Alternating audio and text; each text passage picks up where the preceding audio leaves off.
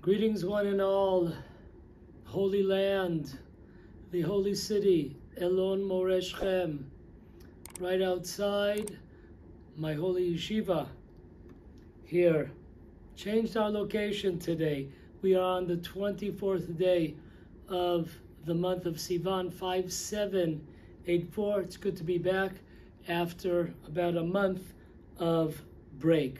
So, welcome back. Okay, with God's help, we have to have our station identification here. Number one, we thank Hashem for this opportunity. Our classes are aimed, for the sake of heaven, to release the divine presence from the exile. With that said, I'd like to thank the sponsors, the great sponsors of these classes. Number one, Brother Mike in the south, in the north. He's all over the place. No breaks, no recess, no vacations for Mike and the great things that he does in order to secure the Jewish people. Thank you, Mike. And last but definitely not least, to our sister station, Tomer Devorah. Check out the blog. It's about the only thing worthwhile reading these days on the net. So thank you. With that said, let us set out for our journey. Title of this class today is Major General Yitzhak Brik. Where was God? So put on those seatbelts because we're really going to go for a ride today. Major General Yitzhak Brik, a top general, former general in the IDF. He has a whole list of very, very impressive credentials where he received various degrees. So he's not your average bear. He's not a religious person, but since the Simchat Torah, the October 7th war, he has become, may we say, the darling of the right-wing party ideology.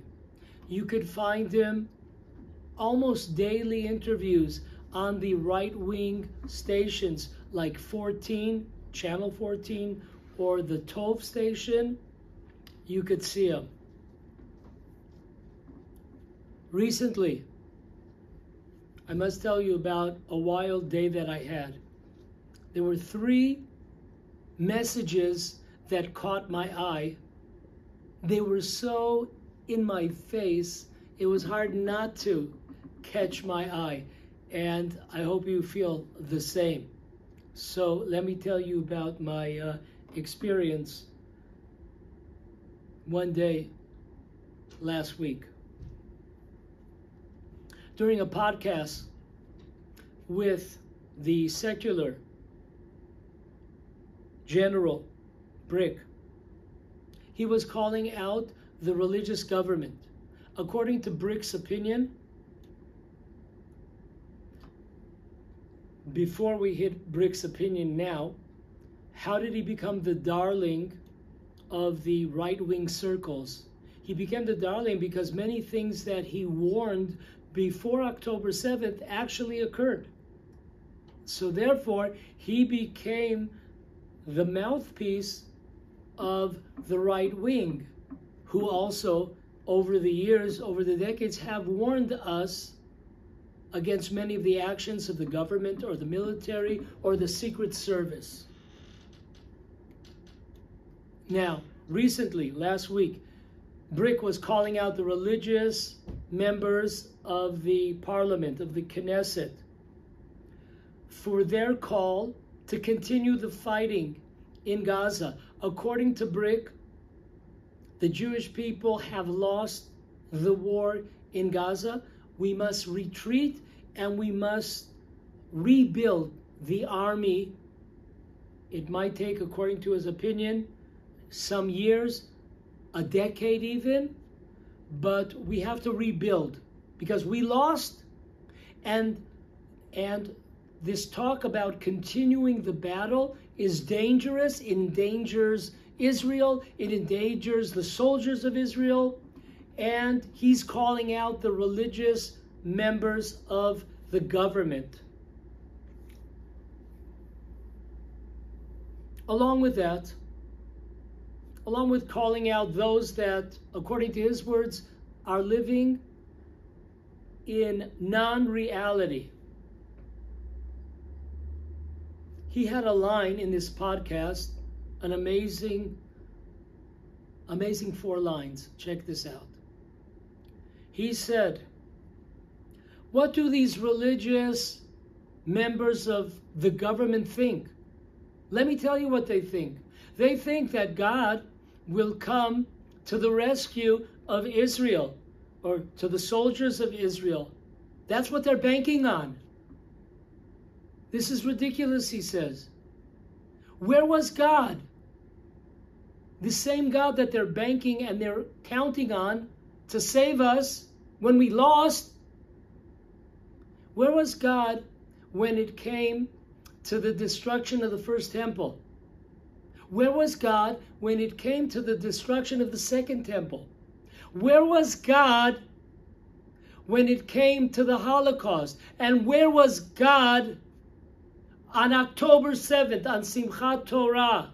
Where was God? That's how he finished the podcast. Lesson number 1, dear friends. Never rely on nationalists, right-wingers. They might have a good point, many good points here and there. But if the platform is not based on the Torah principle, if you follow in my ways, if you study the Torah, if you do the commandments, then there will be peace, there will be victory. And if you go against the commandments, if you go against the Torah, you will be defeated. It doesn't matter what type of military you might have. So though right-wingers, secular right-wingers, who base their strategy on their logic, do not ever follow these people, because they are leading us down a dead end. With their good idea, a couple of good ideas, it's irrelevant. If they're not basing their platform on what we just talked about, Torah and commandments, and following God, stay away from them. Do not follow them. Do not get sucked in. I see this time and time again. Over the decades, when I look back, we could go over all the names that in the end of the day turn their backs on the land of Israel. They did not have the Torah. They did not have commandments. They did not have God. So that is lesson number 1. Flee from those secular nationals.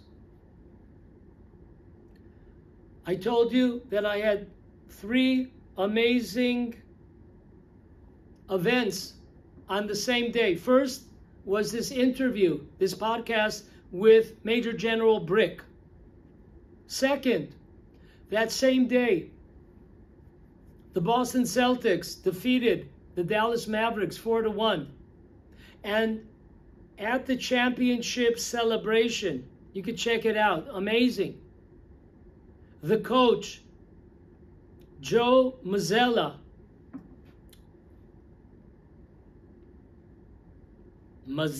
Mazzulla, not sure exactly how to pronounce it.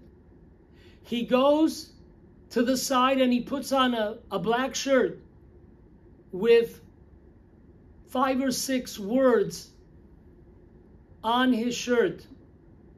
And every single interview, there are tens of millions of people throughout the world watching this celebration, this championship celebration of the Boston Celtics.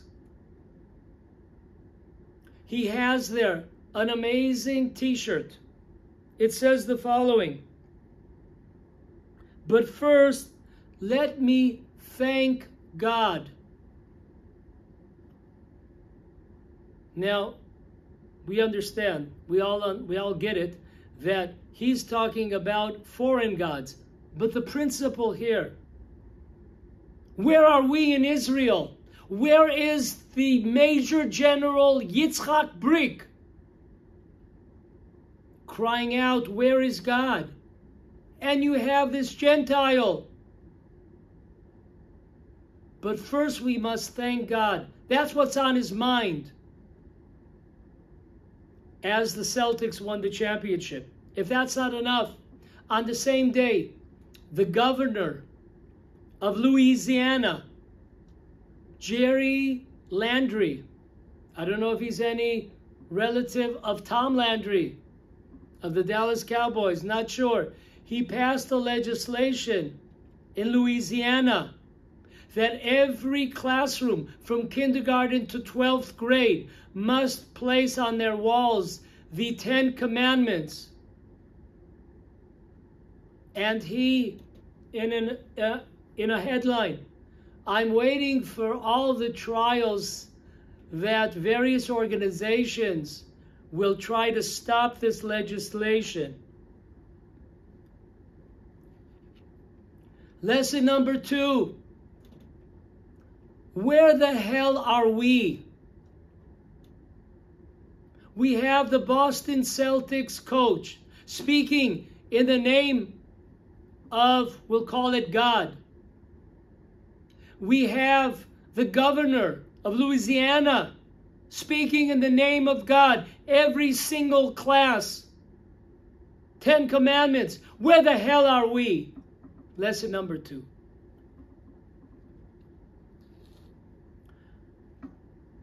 Friends, human nature, doesn't matter whether you're Jewish, Christian, or Muslim. Human nature is to place the blame on someone else. We call it the blame game. If you've ever seen, if you ever heard, this has happened to me a couple of times. I speak to a couple that's thinking about, God forbid, getting a divorce. I listen to the wife, and all fingers are pointing at who? Of course, her husband. I listen to her husband. Her husband sounds like Dracula. You know what I'm saying? Like a real monster type. I speak to the husband, and he's pointing his fingers, the blame game, at his wife. She sounds like the Wicked Witch of the East. I'm melting. I'm melting. No one takes responsibility. No one picks up that mirror and looks in that mirror and says, you know what? On me. I'm responsible. Folks, life is full of cause and effect. Imagine some dude, he's a chain smoker, he's doing 4 or 5 packs a day, comes to the doctor. Doctor says, listen, you got all these types of different cancers. You don't have too long to live. The guy goes and starts blaming God. He's playing the blame game on God. Say what? Look in the mirror, Jack. You did this to yourself. A person's overweight. Person doesn't exercise. And the doctor gives him the bad news. and we put the blame on God instead of taking responsibility, instead of understanding there's cause and effect. What we cause, we receive the effect.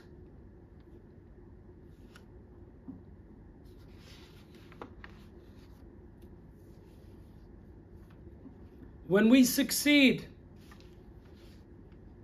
it's us. Me, me, me. I'm so smart. I'm such a whiz. When we lose, when we suffer, we blame God. In 1948, a miraculous victory over 5 armies. It was all about us. Patting ourselves, patting the army, the military on the back. There was no mention of Hashem, of God. In 1967, it was Superman. We're Superman. The IDF, it's all about us. In 1973, in the Yom Kippur War, the first 3 days, where the hell is God? And then the last 16 days, Yom Kippur War lasted for 19 days.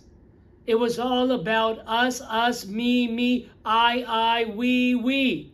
No mention of God. So do we have this mathematical equation here? When we succeed, of course it's us. Our brilliance, our plan, our keenness. When we fail, when we fall, when we receive punishment, where is God? That is not symmetric. At least if somebody said when they win, thank God, it's God, and when they lose, it's God, at least that's symmetric. But no, it's not like that. October 7th, where was God? The rescue of 4 Jewish hostages, or 4 Israeli hostages. Programs, hours and days, and film of the great Superman, IDF, Secret Service, the Mossad. Got it?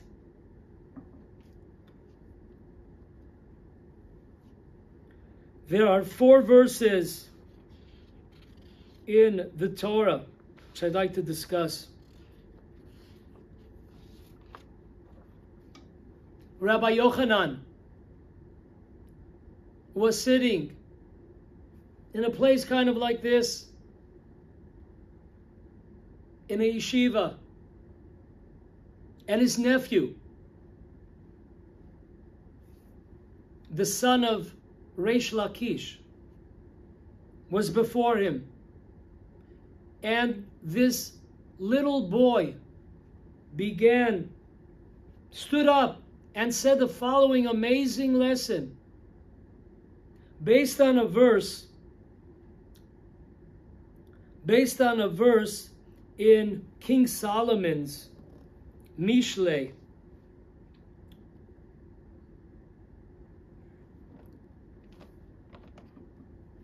I read, translated into English.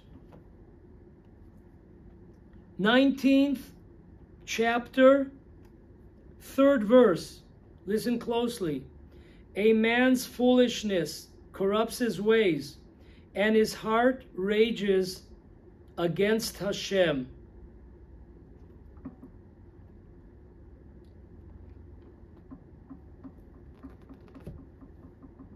We make all the mistakes, and then we're outraged at God. And Rabbi Yochanan hears this from this little boy, his nephew. He says, I don't understand. This verse of King Solomon, in Mishle that you just quoted to me, we know that the base of all of the Tanakh, of all the 24 books, the base is the 5 books of Moses. It can't be that we learn this idea of blame game on God when it's us to blame. It has to be somewhere in the 5 books of Moses. And this unbelievable whiz kid, he just comes without batting an eye. And he says, you're right. In Genesis 42, 28. The background information here. The 12 tribes, there's a famine in the land of Israel. Their father Jacob sends them down to the land of Egypt in order to bring back food to the land of Israel. And that is where the downhill starts for the brothers. Unusual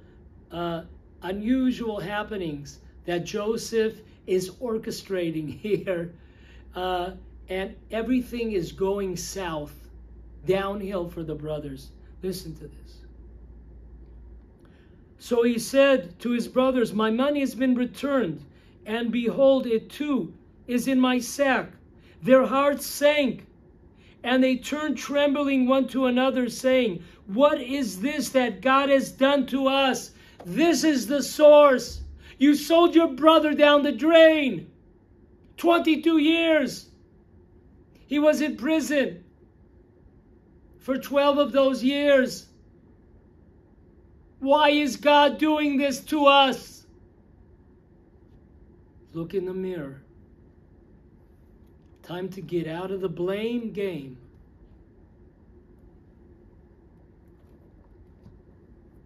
This, by the way, can be found in the tractate of Ta'anit, page 9, side B. So we have so far 2 verses, one in Mishle and one in Genesis. Third, a verse in Lamentations, chapter 3, verse 38. It says, from above comes no bad tidings. From above, bad tidings, bad events do not come. It's not from above. It's from below. It's from us. It's from our actions or inactions. And an amazing explanation by the book Nefesh Bracha, page 9, says the following. Jewish principle that when a person performs a commandment, they create an angel, a protection over themselves, over their families, over the communities. Depends on what type of commandment. How was it performed? Sometimes we're performing commandments on one leg, sometimes 2 legs. On the other hand, God forbid, if we perform a transgression, we create an angel of destruction. An angel of destruction. What good comes to us, we create that situation by following the Torah, by learning the Torah, by doing the commandments. And we destroy our situation by straying away from the Torah and the commandments. It's all us. From above, the good and bad does not reach the world. It's all from below, all our actions. So that's the 3rd verse. Last but not least, in the prophet Isaiah, chapter 64, verse 6.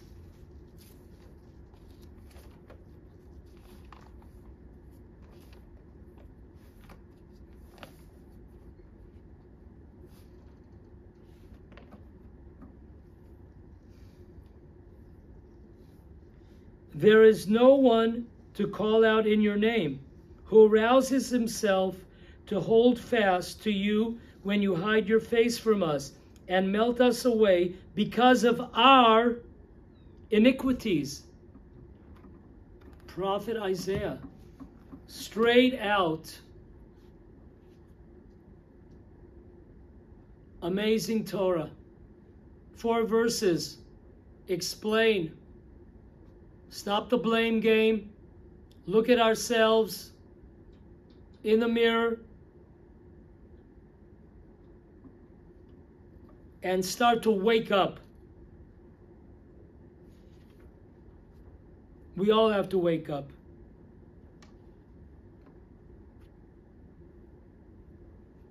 Take responsibility. That was lesson number 3. Let's go back to the words of the Major General Isaac Brick. Where was God during the destruction of the first temple? If we open up our Talmuds to Tractate of Shabbat, the Sabbath, page 119, there is an amazing page, literally a page of events, downfalls, transgressions, sins that we did until it was too late to save the ship, to save the temple. An entire list with the question, why was the first temple destroyed? It was destroyed because we desecrated the Sabbath. Example. It was destroyed because of the fact that we had no respect for the Torah scholars.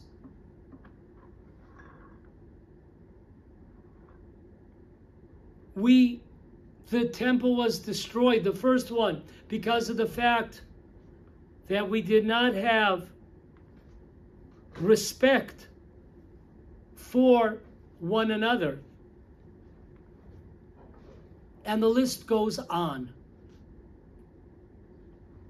In another Talmud tractate, in the tractate of Yoma, 9b, page 9, side B, it asks the question, why was the first temple destroyed? And it gives an amazing answer.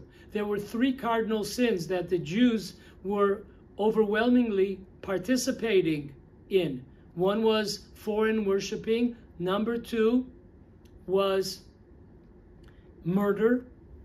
And number 3, illicit sexual relationships. That's why. So let's stop the blame game. Where was God? Where were we?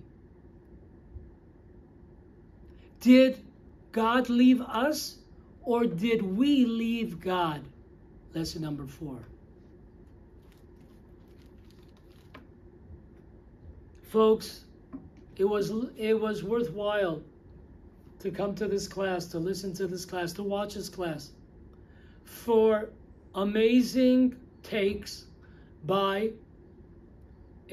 one of the leading rabbis of America. His name was Rabbi Avigdor Miller. Tremendous scholar. Has so many books that he wrote. Had a brilliant mind. Somebody, I remember on the beginning of my journey, how I read his book, Rejoice, O Youth. Was very, very influenced by that book. Thank you, Rabbi Miller, of blessed memory, Zecher Tzadik Livracha. Folks, put on another seatbelt. You're really going to need it. I summarize in Rabbi Avigdor Miller's book, Torah Nation, Volume 2, last chapter.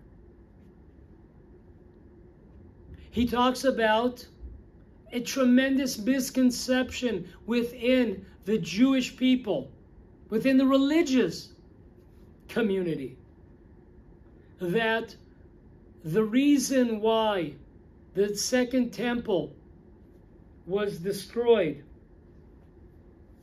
and General Brick asking the question, shouting out to all to hear, where was God when it came time to the destruction of the second temple? Listen closely. Okay, I will try to summarize as much possible. It's about 4 pages, but I'm going to go short. Now, there's a big misconception that the public has about a certain Talmud in the tractate of Yoma, page 9, side B. The Talmud asks, why was the second temple destroyed? When we say the temple, it doesn't just mean the temple. We're talking about Jewish independence and commonwealth. And the Talmud answers, because of the sin of causeless hatred or baseless hatred. Now, on this, there is a great deal of misconception. See how many times Rabbi Avigdor Miller is telling us we've been duped. What we were taught when we were in kindergarten, 1st grade, 10th grade, whatever.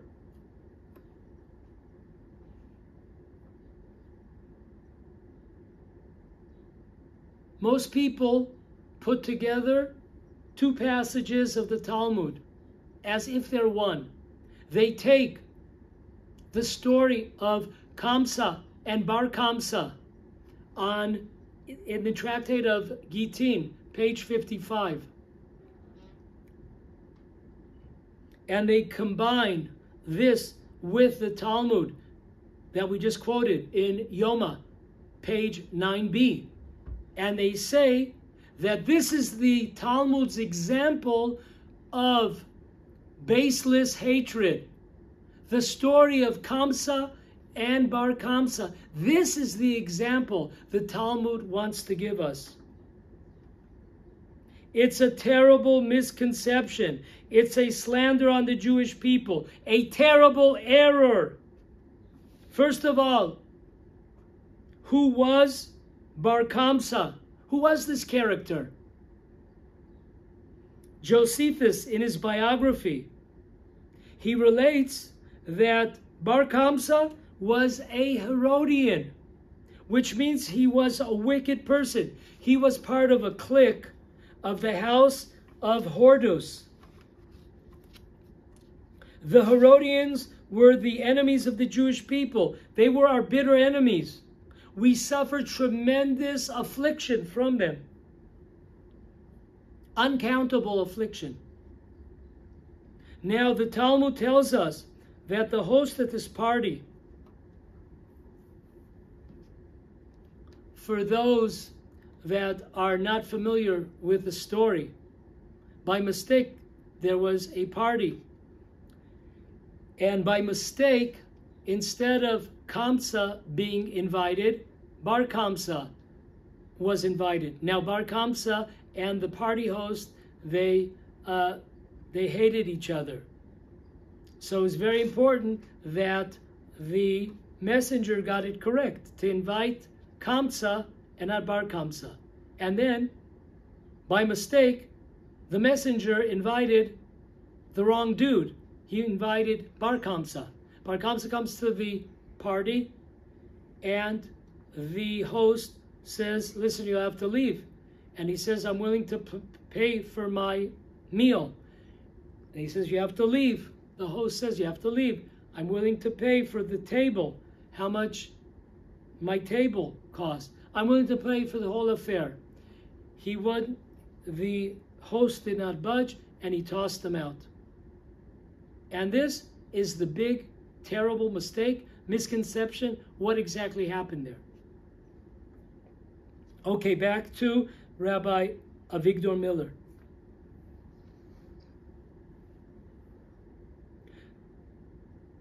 The host had invited many of the sages to this banquet.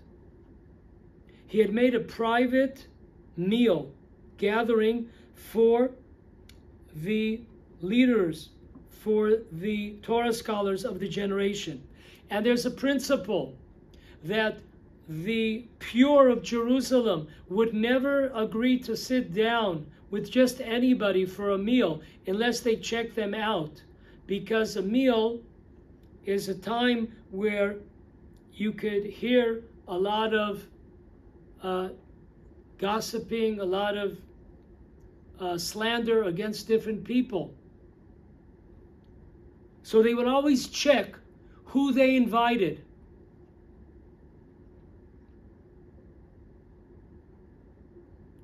Now, this host invited the pure-minded people, the scholars. It says that all the scholars were present at this meal. Who marches in? None other than Bar Kamsa, who is a famous member of the Herodian clique, an enemy of the sages. He was an informer. He was delighted that he was invited there, because now he could sit and listen to the deliberations of the sages. That's exactly what he wanted, to sit and listen so he could know their plans. This would be his chance to inform on the sages to the Roman government. So the host was now in a dilemma. What should he do? Either he could send away all of his guests, or he could send away the informant, the wicked person. So this man, Bar Kamsa, was an enemy of the Jewish people. You can see that. In the end, he went to the Roman government and informed on the Jewish people, which led to the destruction of the temple. That's how evil he was.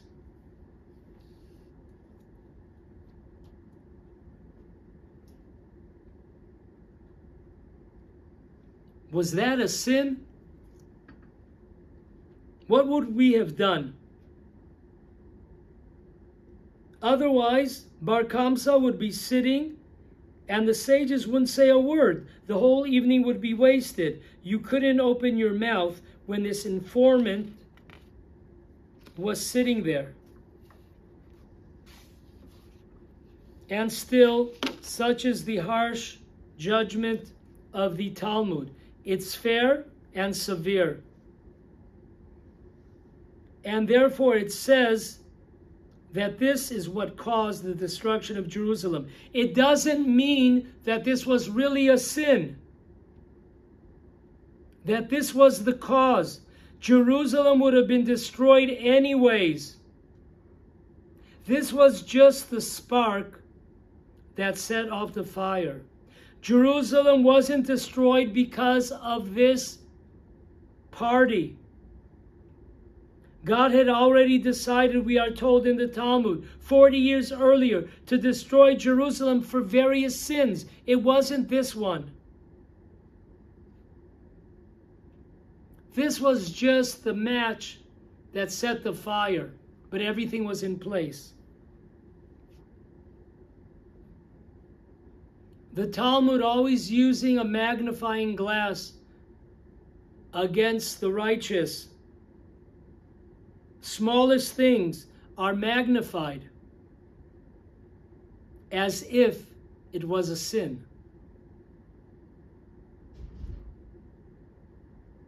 Rabbi Avigdor Miller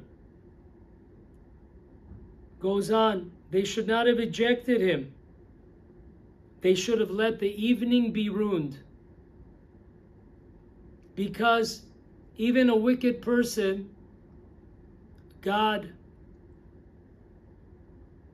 has mercy even on a wicked person's honor. So therefore, when they were faced with the decision, do we call off the party?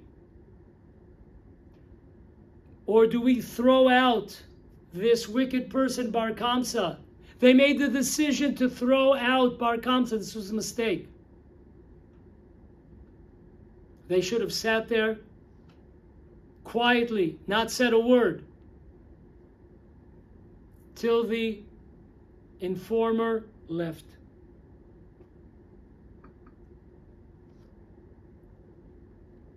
He shouldn't have been embarrassed. So what does the Talmud mean that the temple was destroyed because of baseless hatred? If this was not the case of baseless hatred, it had nothing to do with baseless hatred. We were taught that Jews hated each other. The religious Jews hated each other. That's what we were taught. They think mistakenly that the entire nation was just the righteous. They forget of all these groups of wicked Jews that existed. And that's why they think the temple was destroyed. But that's as silly as could be. It's not realistic at all. They didn't hate each other. They loved each other. We are told in the Talmud, in the Tractate of Yevamot 14b, that even the dispute between the house of Hillel and the house of Shammai, they still married each other. They married within the other camp. They still loved each other. There were disagreements, yes. There is no transgression to disagree. We don't have to disagree on everything.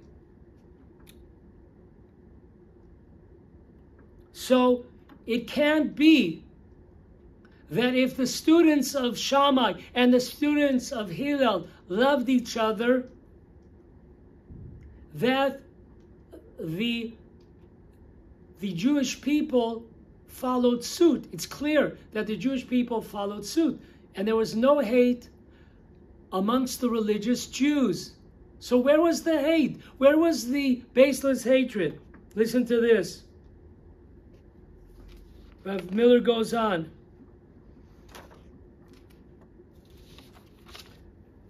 This baseless hatred was from the Tzedukim. They were the religious Jews, irreligious Jews. They hated the sages.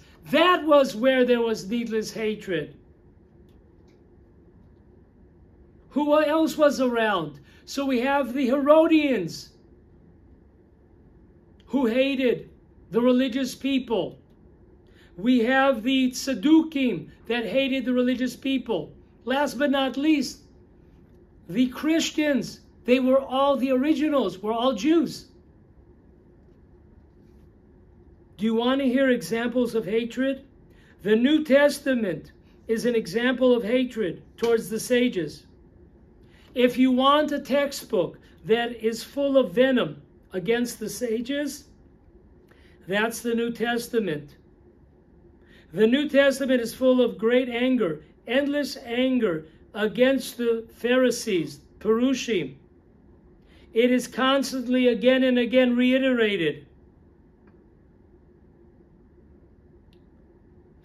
The Pharisees are promised that there's only one place that they're going to when they're dead, when they die. They're going to a certain place, and it's said over and over again. The scholars are called their vipers and snakes. The scholars are called the worst kind of hypocrites and criminals. You might think I'm exaggerating, but check it out. The New Testament mentions other nations, the Romans, but it has nothing bad to say about the Romans. About the Greeks, no criticism. About the Samaritans, about the Kutim, no criticism of them. No criticism of the Sadducees. No criticism of them. On the Pharisees, on the Perushim, on the scholars, they let loose.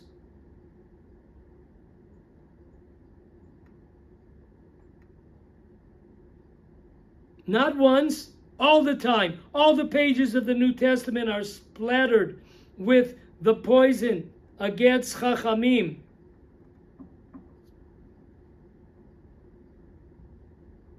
And so, remember, all these groups, they were Jews. They were all Jews, all these groups that we mentioned.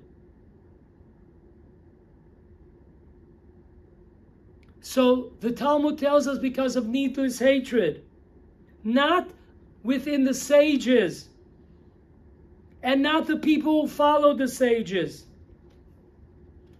They were the ones that were being hated.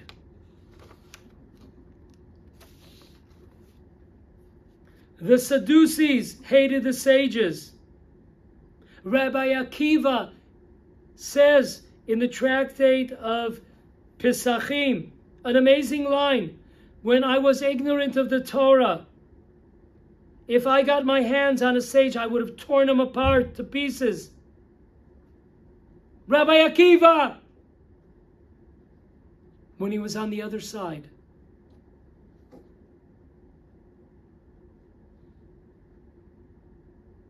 It was those groups. They're the ones, because of them, the temple was destroyed. Because our nation has to be perfect. And we have in our, when we have in our body, in our commonwealth of the Jewish nation, a certain poisoned minority, that means the whole body is not healthy. And therefore, God had to uproot and change the entire nation around.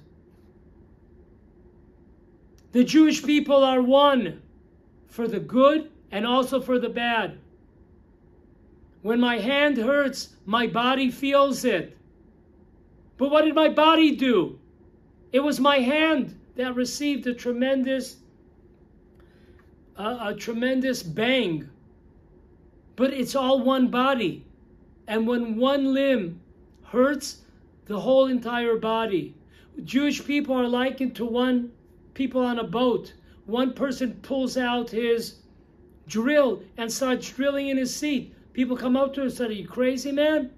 He says, "It's my seat. Here's my ticket. I bought it." "Yeah, you might have bought your ticket, Jack, but we're all in the same boat. And this boat is going down. You wicked soul, because of you, we're all in the same boat. We're all part of one. We're all part of the Jewish people are one. And the righteous suffer along with the wicked. Or perhaps, sometimes, maybe the righteous didn't do enough so that there wouldn't be wicked people. That's also many times happened. Maybe our religious level wasn't high enough to influence others. That's also part of why we have to suffer for the scoffers, for the irreligious.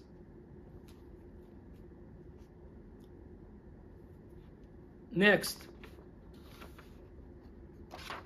General Brick calls out, where was God during the Holocaust? Once again, we're reaching for an amazing Rabbi Avigdor Miller. Listen to his words. Weep. Question was posed to Rabbi Avigdor Miller. Where were the clouds of glory to protect the Jewish people during the Holocaust? A famous question. Rabbi Miller, I summarize. Now, you've come to a very big subject. I'll answer briefly. The Holocaust was God's clouds of glory. It was the clouds of glory. Everything that happened in the Holocaust was a miracle. It was a miracle. Unfortunately, it was an unhappy, tragic miracle. I was in Europe 2 years before the Holocaust, Rabbi Avigdor Miller. Listen to this. The Jewish newspapers were full of poison against the religious Jews. There were hundreds of newspapers, daily newspapers. All of them were enemies of the religious Jews. All of Europe was blanketed in Yiddish and in Hebrew by newspapers that made fun of the rabbis, of kosher food, of family purity.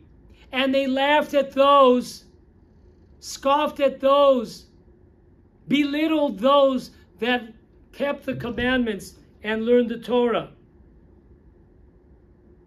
And the Jewish people as a whole began to be ruined. The Chofetz Chaim, Rabbi Yisrael Meir Kagan, passed away in 1933. 8 months after the rise of Hitler. May God erase his name. Chofetz Chaim said that as a result of these newspapers, they've influenced every house, and there is no Jewish house where at least one of the household members have not been affected by the media of their day. The Jewish schools for children closed up. Big gymnasiums were built, secular schools. The youth that went to these schools became atheists. They were taught by teachers who were atheists. They were taught the opposite of the Torah. The Jewish youth, those that were 30 and younger, no longer put on the tefillin.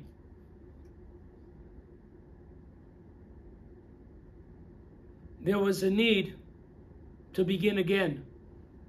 Just like we read yesterday, there was a need to begin once again to recreate the Jewish people, reestablish the Jewish people when the spies despised, pun intended, the land of Israel. That generation was wiped out. Were people religious? Were there tremendous Torah scholars? Of course. But we're all one unit. Listen to this. Rabbi Avigdor Miller goes on. The rise of Hitler, may his name be erased, was a tremendous miracle.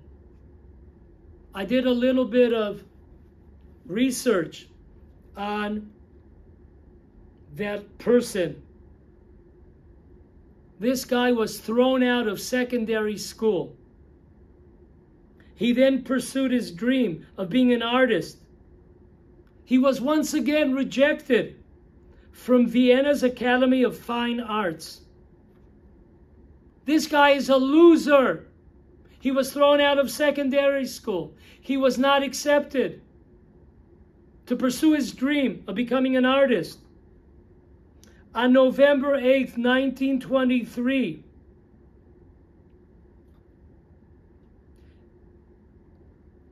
Hitler arranges a coup to overthrow the government. It was a tremendous fail.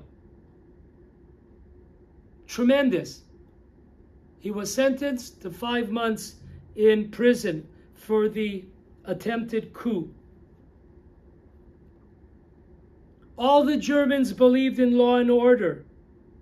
If 5 years before the Holocaust you would have told a German that this would happen in Germany, he would have said, absolutely not. He'd swear on the head of his children that such a thing could never happen in our country. The Holocaust was a miracle from beginning to end.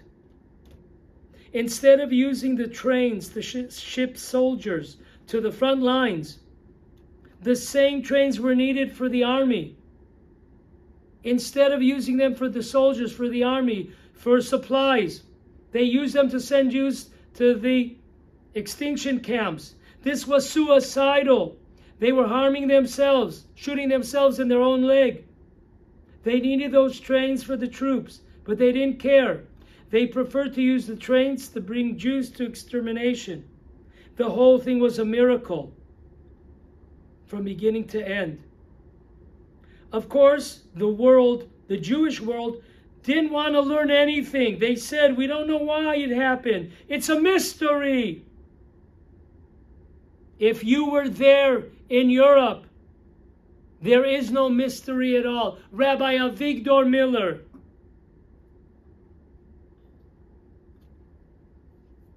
Rabbi Miller goes on.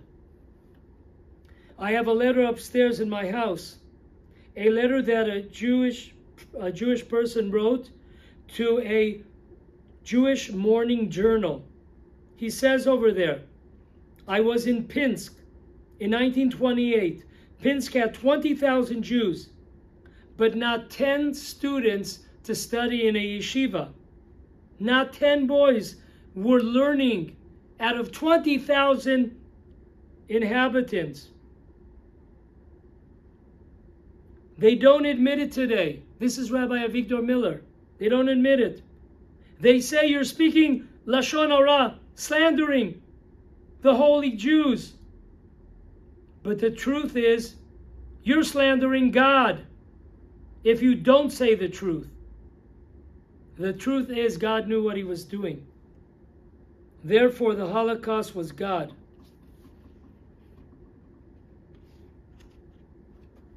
There are others that gave. Ve'em abanim smecha, the author, Rabbi Yisachar Teichtel, may Hashem avenge his blood, was killed in the Holocaust.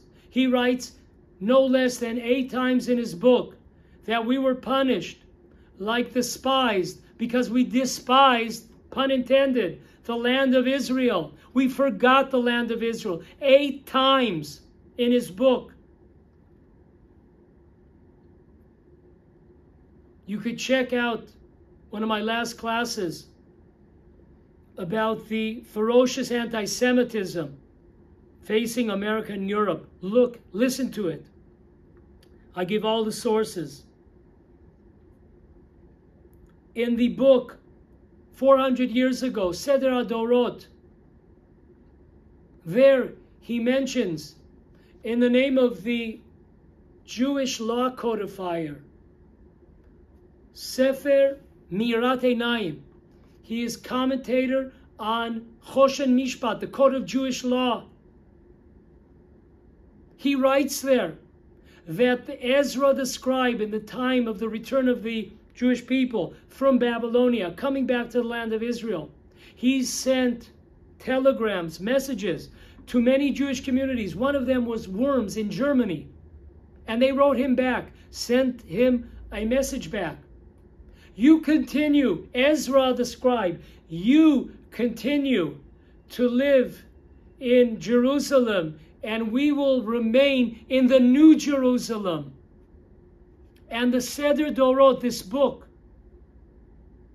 concludes, if you wonder ever why have the Jewish people suffered so much in the land of Germany, the reason being from this exchange by Ezra the scribe and the Jews of Worms in the time of the return of building the second temple. Amazing.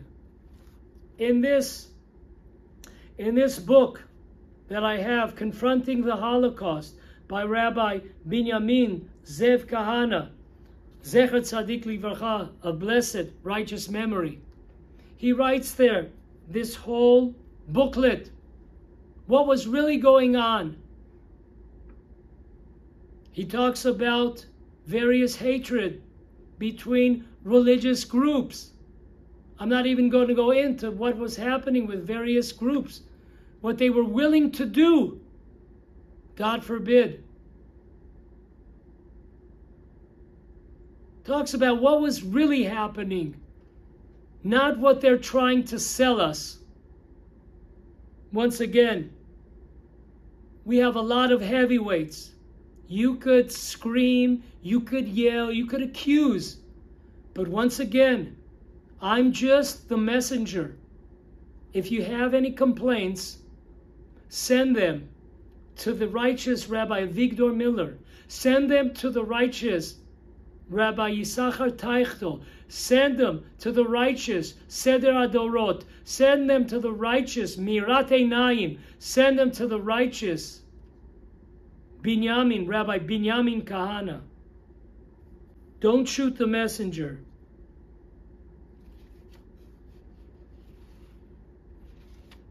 Folks, to conclude,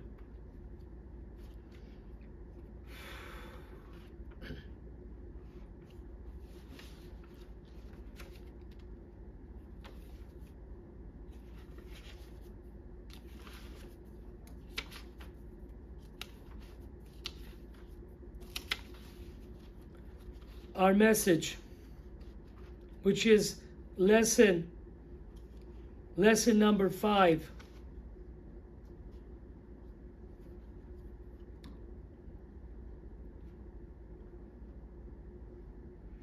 Where was God,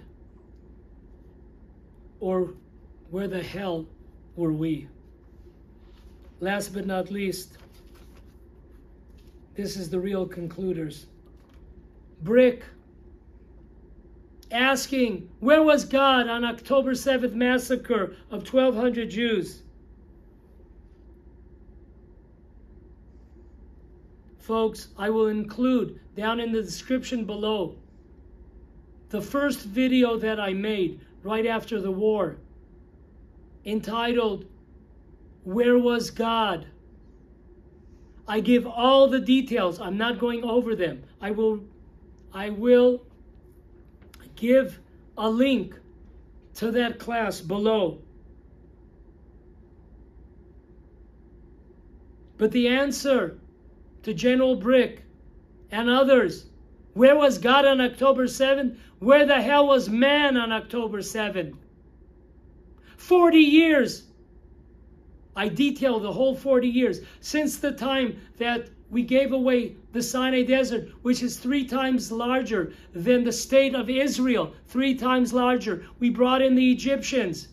Do we understand that this attack was provided, was enabled by the Egyptians, who let all of this ammunition come inside from Egypt? Brought to you by the Egyptians. 40 years of lunacy, 40 years of stupidity by the government, by politicians, by military, by strategists, by the Secret Service, by the Mossad. They think we're in the Midwest. They don't realize that we're in the Mideast. They don't speak Arabic. They don't understand Islam. Where was God?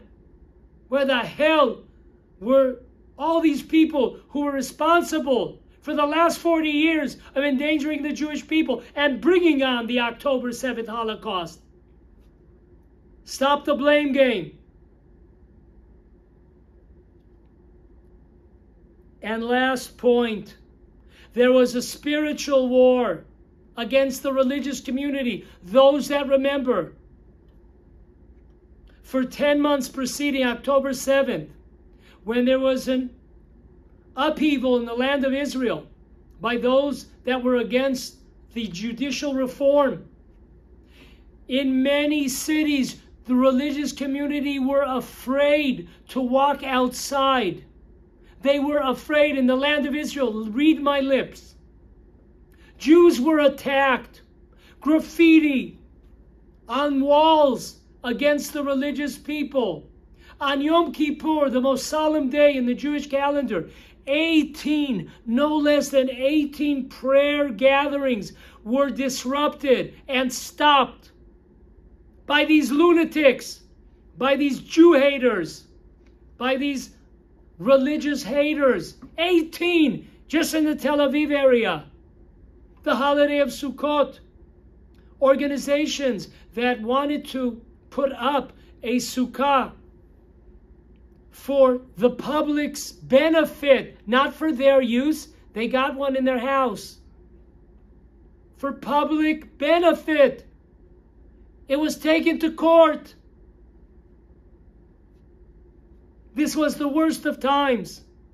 So on one hand, remember, we had 40 years of those that knew better, of these so-called leaders